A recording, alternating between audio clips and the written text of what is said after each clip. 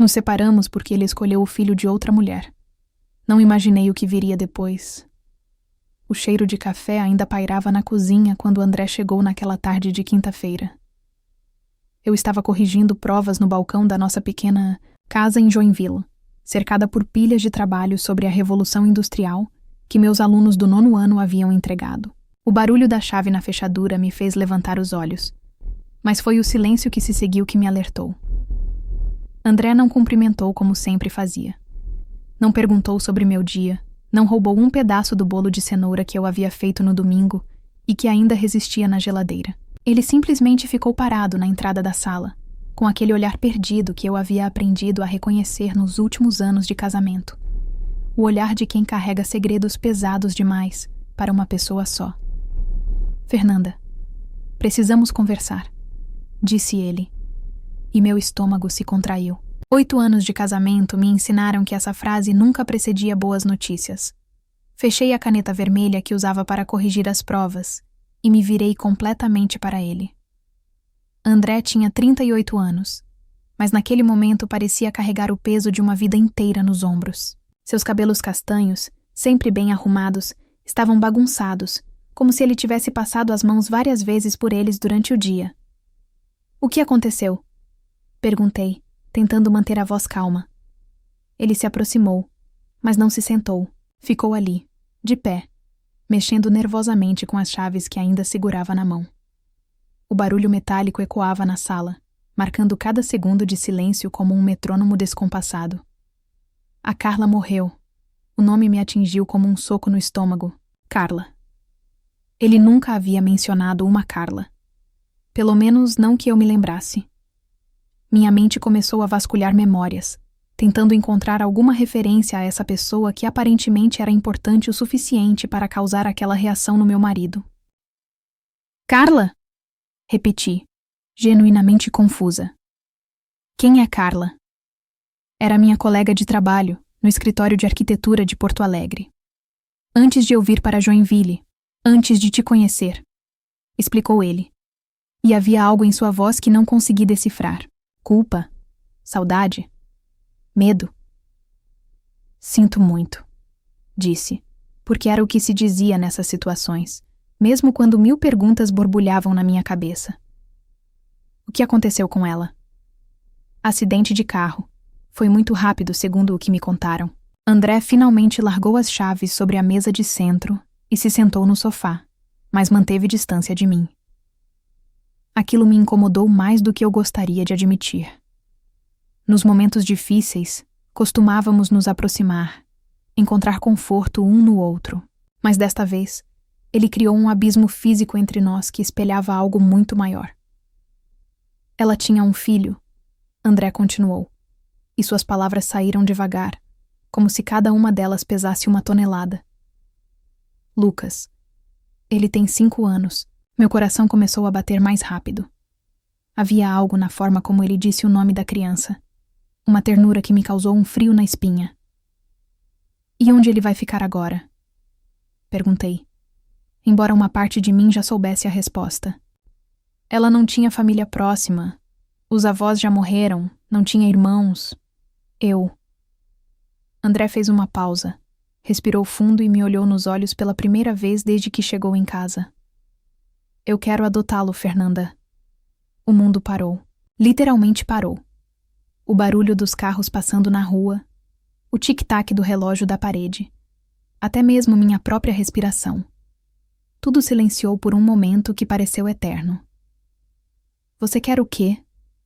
Consegui sussurrar. Sei que é uma decisão grande. Sei que deveria ter conversado contigo antes, mas foi o último pedido dela. Antes de morrer, no hospital, ela me pediu para cuidar do Lucas se algo acontecesse com ela.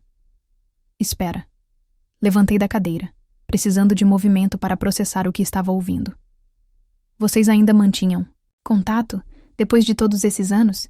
E ela te pediu isso? A pergunta ficou suspensa no ar como uma lâmina afiada. André desviou o olhar, e naquele gesto simples, vi anos de silêncio, de verdades não ditas, de uma vida que ele havia vivido antes de mim e que agora voltava para reivindicar nosso presente. Fernanda, é complicado. murmurou. Então desomplica, respondi, sentindo minha voz ganhar uma dureza que eu não reconhecia. Porque até onde eu sabia, não existia nenhuma Carla na sua vida. E agora ela morre e deixa um filho para você cuidar? O silêncio voltou a pairar entre nós, mais pesado desta vez. André olhava para as próprias mãos, e eu percebi que havia lágrimas nos seus olhos. Naquele momento, observando meu marido chorar por uma mulher que eu nem sabia que existia, senti algo se quebrar dentro de mim. Não foi um estalo alto e dramático. Foi como um fio se partindo silenciosamente, imperceptível, mas fatal. E eu soube, com uma certeza que me assustou, que nossa vida como eu a conhecia havia acabado naquele exato momento. Os 3 dias que se seguiram passaram como um borrão confuso de conversas tensas, silêncios carregados e noites mal dormidas. André havia viajado para Porto Alegre no sábado para resolver os detalhes legais, como ele chamou. Detalhes legais. Como se a vida de uma criança pudesse ser resumida a papelada e assinaturas. Fiquei sozinha em casa, cercada por perguntas que se multiplicavam como ervas daninhas. Tentei manter a rotina, preparar aulas, corrigir provas, regar as plantas da varanda, mas cada atividade mundana me fazia pensar em como nossa vida mudaria se André trouxesse Lucas para casa. Se, quem eu estava enganando? Pelos olhos determinados, do meu marido, não havia se. Havia apenas quando. Na segunda-feira, enquanto André ainda estava em Porto Alegre, decidi fazer algo que nunca havia feito em 8 anos de casamento: vasculhar seus pertences. Não orgulhosamente, mas movida por uma necessidade visceral de entender quem era essa Carla que apareceu do nada para virar nossa vida de cabeça para baixo. Comecei pela mesa do escritório que dividíamos no segundo quarto. André sempre foi organizado, cada documento em seu lugar, cada conta paga em dia. Mas foi justamente essa organização que tornou a anomalia mais óbvia. Uma pequena caixa de sapatos no fundo da gaveta mais baixa, escondida atrás de antigos projetos arquitetônicos. Minhas mãos tremeram quando a abri. Fotografias. Dezenas delas. André mais jovem, sorrindo de uma forma que eu não via há anos, ao lado de uma mulher loira de olhos verdes e sorriso radiante. Carla. Tinha que ser ela. Nas fotos eles pareciam felizes, apaixonados. Havia uma intimidade naquelas imagens que me fez sentir como uma intrusa na vida do próprio marido. Mas foi a última foto que me fez desabar na cadeira. André, Carla e uma criança pequena, não mais que 2 anos, que tinha os mesmos olhos castanhos do meu marido, a mesma linha do queixo, o mesmo sorriso tímido. Lucas. Mesmo sem nunca tê-lo visto pessoalmente, eu soube que era ele. Embaixo das fotos, encontrei uma carta. A letra era feminina, delicada. André, sei que você tem medo, mas Lucas precisa saber quem é o pai dele. Não posso mais carregar esse peso sozinha. Ele faz perguntas sobre você, quer saber por que não pode te ver. Como explico para uma criança que o pai dela escolheu partir antes mesmo de conhecê-la? A carta caía das minhas mãos quando ouvi a chave na fechadura. André havia voltado mais cedo. Rapidamente, recolhi tudo e coloquei a caixa de volta, no lugar, mas não consegui esconder o tremor nas mãos nem o peso no peito. Fernanda? Sua voz ecoou pelo corredor. Estou aqui, respondi tentando soar normal. Ele apareceu na porta do escritório com uma mala pequena na mão e uma expressão que misturava exaustão e algo que eu não conseguia identificar. Esperança? Medo? Como foi? Perguntei, embora não tivesse certeza se queria ouvir a resposta. Consegui a guarda temporária, disse ele, pousando a mala no chão. Lucas vem para casa conosco na sexta-feira. Conosco. A palavra soou estranha, forçada, como se ele estivesse tentando me incluir em uma decisão que já havia sido tomada muito antes de eu saber que ela existia. André, comecei, sentindo o peso da verdade que havia descoberto pressionando contra meu peito como uma pedra. Preciso te perguntar uma coisa. Ele me olhou, e por um momento, vi medo genuíno em seus olhos. Lucas é seu filho, não é? O silêncio que se seguiu foi ensurdecedor.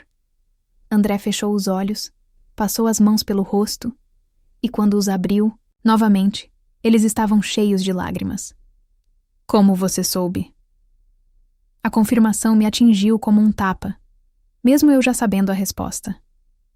Ouvir dele, ver a culpa estampada em seu rosto, tornou tudo real demais. Não importa como eu soube, sussurrei. Importa que você mentiu para mim. Durante anos. Você tem um filho e nunca me contou. Fernanda, eu... Quantos anos? Minha voz estava ficando mais alta.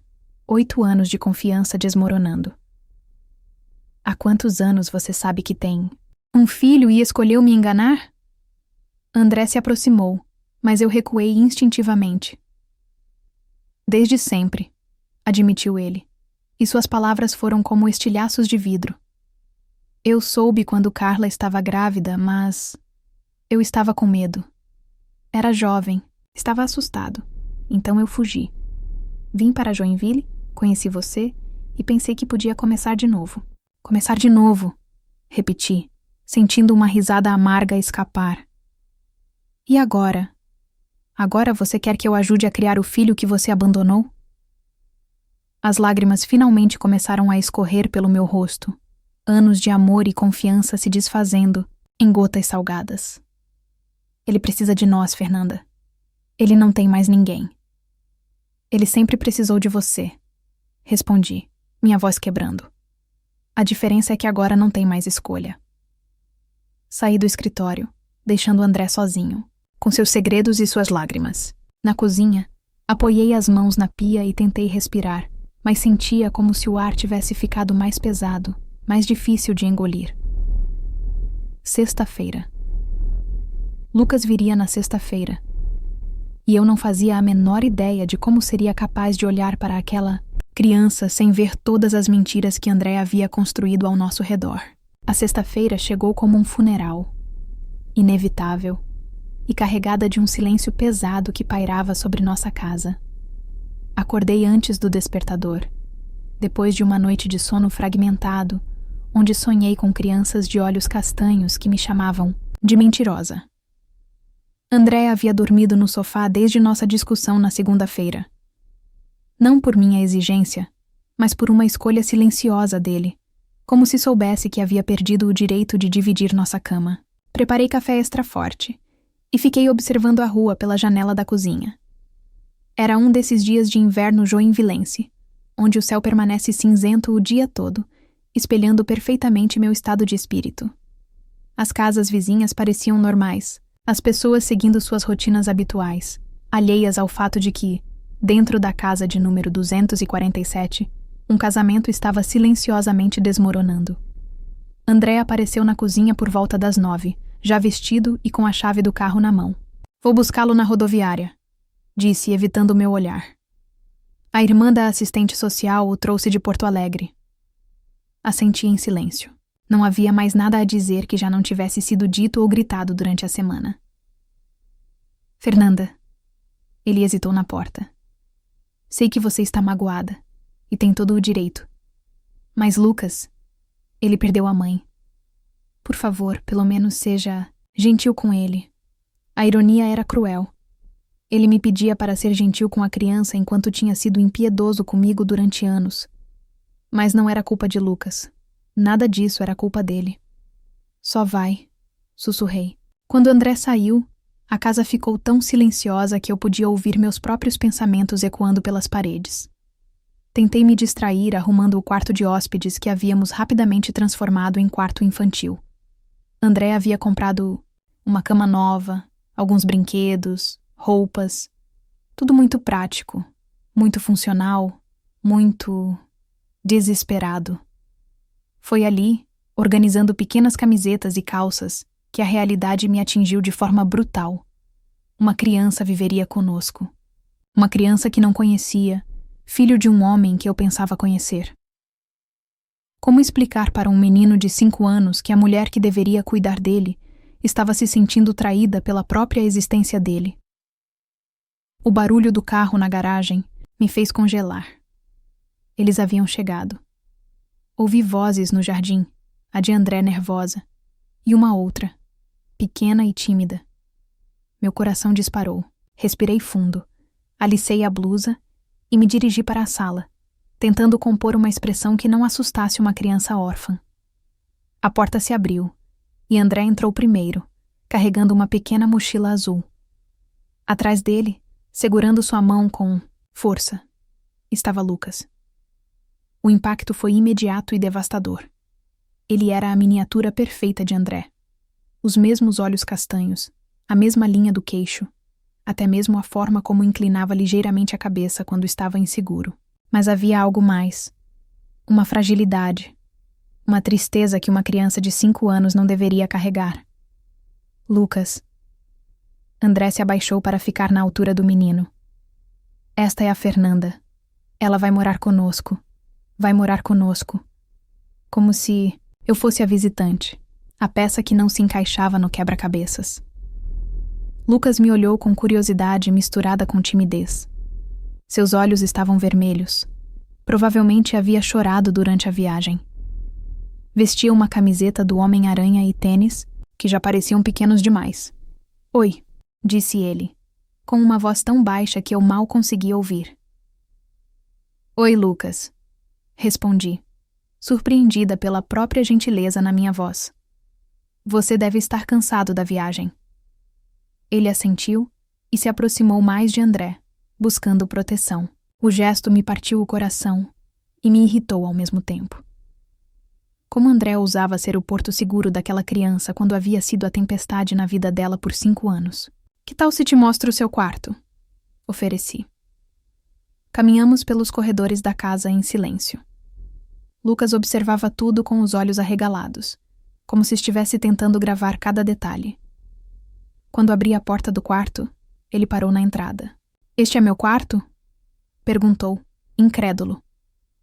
É sim, André respondeu, com uma voz carregada de emoção que eu conhecia bem.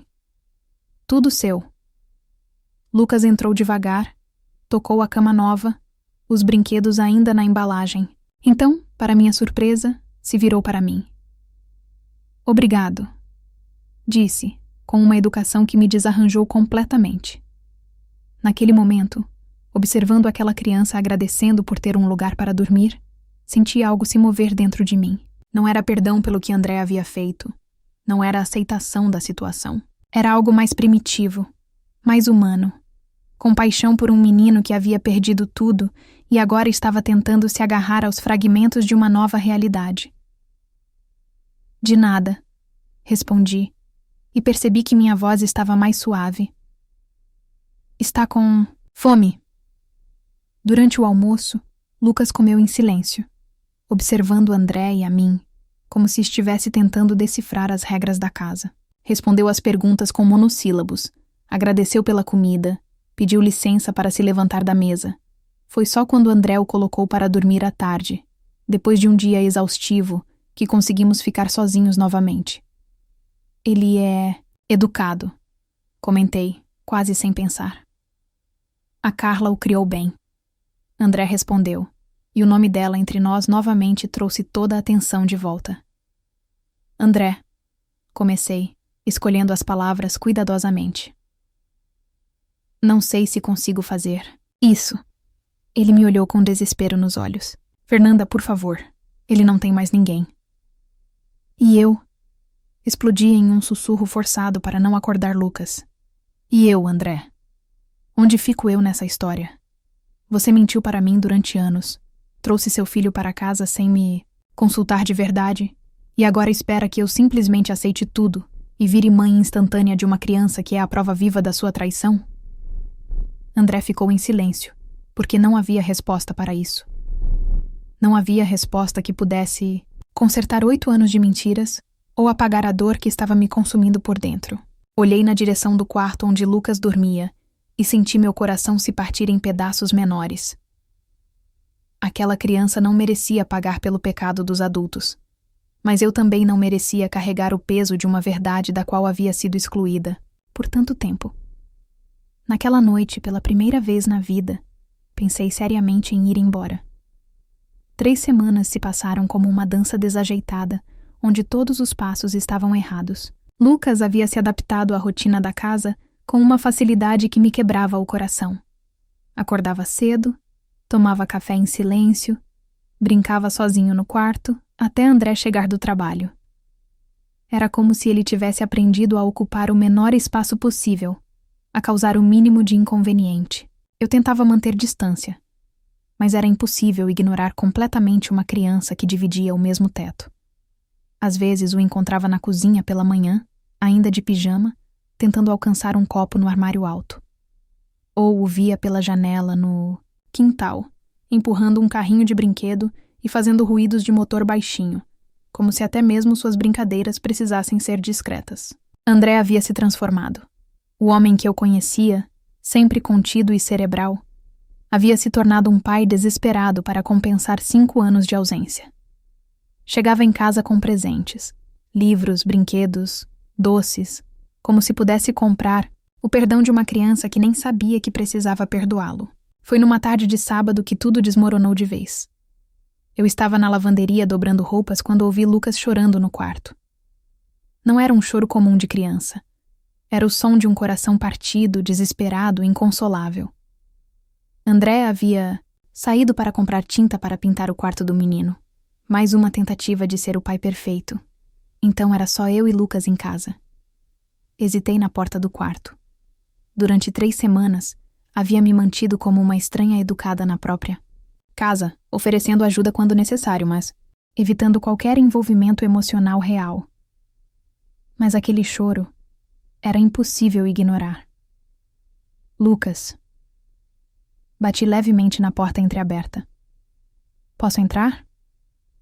O choro diminuiu, mas não parou. Abri a porta e o encontrei encolhido na cama, abraçado a uma foto que eu não havia visto antes. Ele e Carla, sorrindo numa praia. Eu quero minha mãe. Soluçou sem levantar os olhos. Quero ir para casa. Sentei na beirada da cama, meu coração se partindo em pedaços. Por 3 semanas, havia estado tão concentrada na minha própria dor que esqueci que Lucas também estava sofrendo. Mais que isso, ele estava sozinho no mundo, tentando entender por que tudo o que conhecia havia desaparecido. Ela está fazendo muita falta, não está? Perguntei suavemente. Ele assentiu, finalmente me olhando. Seus olhos castanhos estavam inchados de tanto chorar, e havia uma tristeza ali que nenhuma criança deveria carregar. O André disse que ela foi para o céu, mas eu não entendo.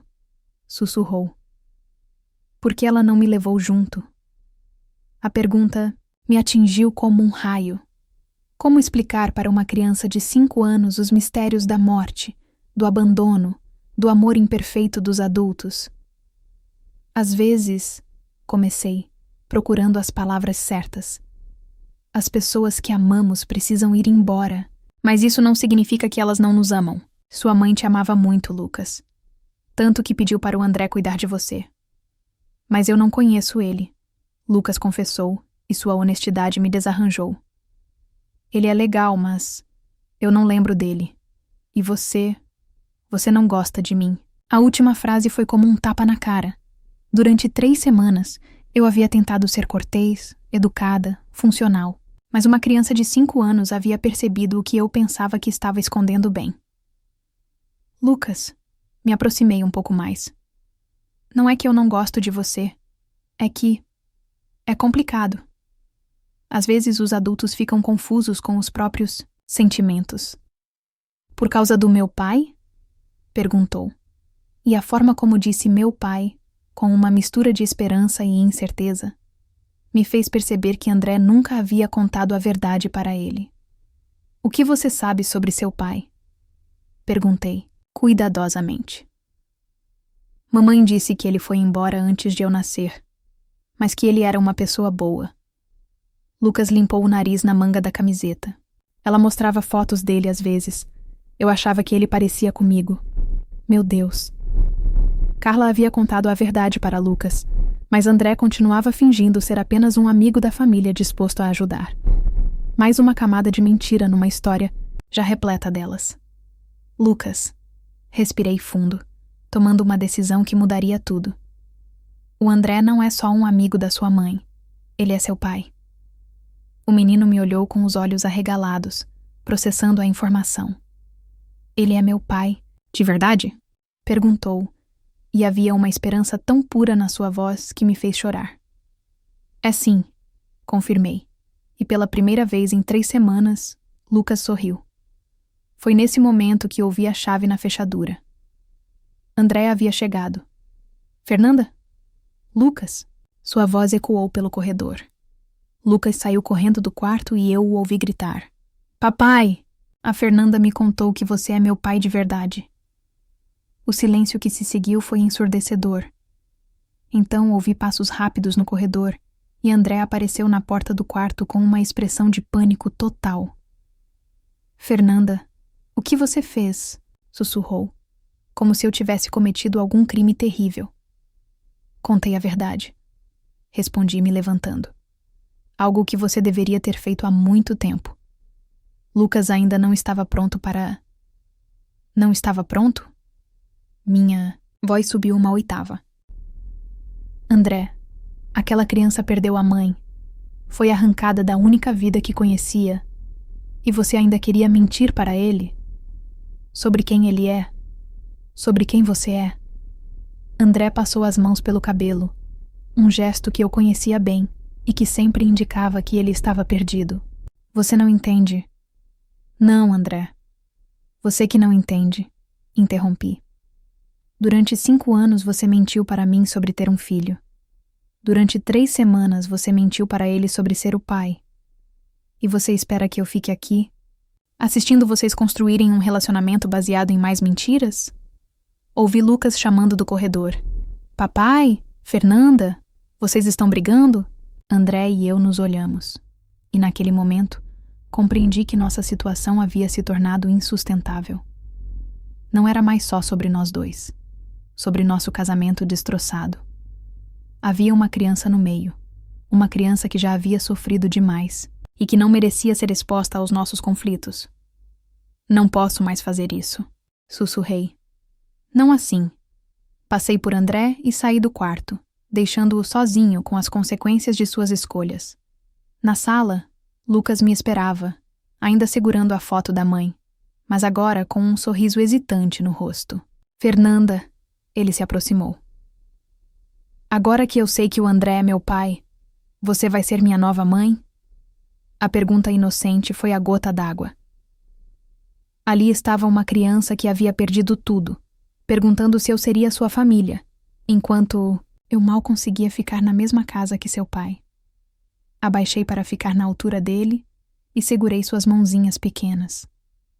Lucas, você é um menino muito especial, mas às vezes os adultos precisam tomar decisões difíceis. Ele me olhou com uma sabedoria triste que não combinava com seus 5 anos.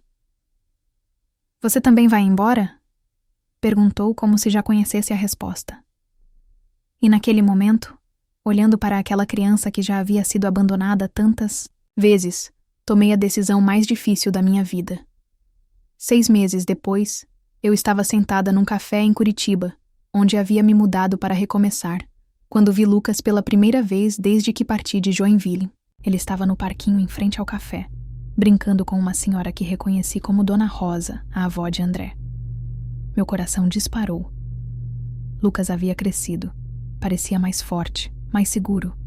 Seu riso ecoava pelo parque enquanto corria atrás de uma bola, e havia algo na sua expressão que não existia quando o conheci. Alegria genuína. Não foi coincidência. Curitiba era longe o suficiente para me dar o espaço que precisava, mas perto o suficiente para momentos como este. Quando decidi partir naquela tarde terrível 6 meses atrás, não foi por covardia. Foi porque percebi que não conseguiria dar a Lucas o que ele precisava enquanto estivesse consumida pela raiva e pela traição. Uma criança que já havia perdido tanto não merecia viver numa casa envenenada pelo ressentimento. Expliquei isso para ele naquela tarde, da melhor forma que pude para um menino de 5 anos. Disse que às vezes as pessoas precisam se afastar para se tornarem melhores, e que isso não era culpa dele. Prometi que escreveria cartas, e escrevi. Mensalmente, Cartas que enviava para André repassar, contando sobre minha nova vida em Curitiba, sobre o emprego numa escola particular onde ensinava história, sobre a terapia que finalmente havia começado. Em troca, recebia desenhos de Lucas, casas com 3 pessoas sorrindo, cachorros coloridos, árvores gigantes, cada um assinado com "Saudades, Lucas", numa letra ainda trêmula. Ver Lucas ali, feliz, confirmava que havia tomado a decisão certa, mas também despertou uma saudade que eu não esperava sentir. "Fernanda!" Me virei e vi Dona Rosa se aproximando, com Lucas correndo atrás dela. Meu estômago se contraiu. "Dona Rosa." Me levantei tentando sorrir. "Como estão?" "Fernanda!"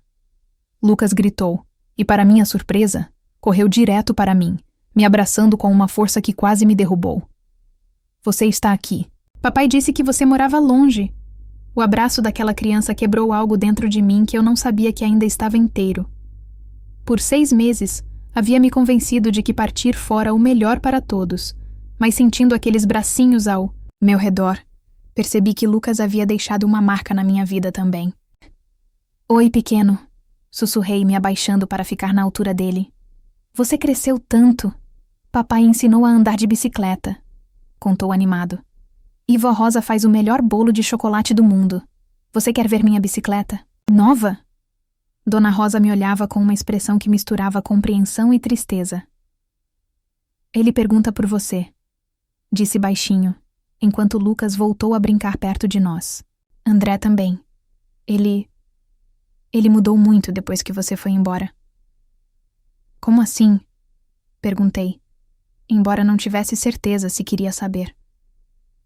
"Começou terapia também. Disse que precisava entender porque sempre fugia das coisas importantes." Dona Rosa suspirou. "Está sendo um bom pai para Lucas, mas acho que finalmente entendeu o que perdeu quando perdeu você." Ficamos em silêncio, observando Lucas brincar. Ele havia se tornado uma criança normal, feliz, segura. André havia conseguido dar a ele o que precisava. "Fernanda!" Lucas voltou correndo. "Você vai voltar para casa?" A pergunta me atingiu como sempre. Casa. Durante 6 meses, eu havia tentado construir uma nova definição de casa. Meu apartamento em Curitiba, minha nova escola, minha nova rotina. Mas olhando para Lucas, percebi que casa não era um lugar. Era onde nos sentíamos amados e necessários. "Não sei, Lucas", respondi honestamente. "Mas sei que você sempre terá um lugar especial no meu coração."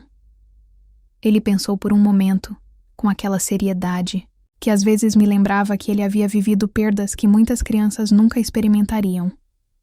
"Tia Fernanda", disse finalmente, usando o título que havia criado para mim durante nossa convivência. "Papai disse que às vezes as pessoas que se amam precisam crescer separadas antes de poderem ficar juntas de novo. Você está crescendo?" A sabedoria daquela pergunta me deixou sem palavras. Durante 6 meses de terapia, eu havia trabalhado na minha capacidade de perdoar, não só André, mas a mim mesma por ter partido.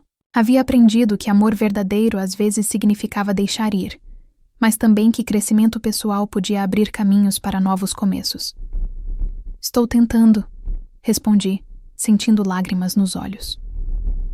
Naquela tarde, caminhando de volta para meu apartamento, carreguei comigo a imagem de Lucas correndo livre pelo parque e suas palavras sobre crescer separados.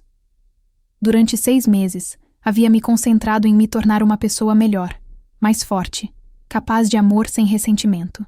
Talvez fosse hora de descobrir se havia crescido o suficiente. Naquela noite, pela primeira vez em 6 meses, peguei uma folha de papel, mas desta vez não escrevi para Lucas. Escrevi para André.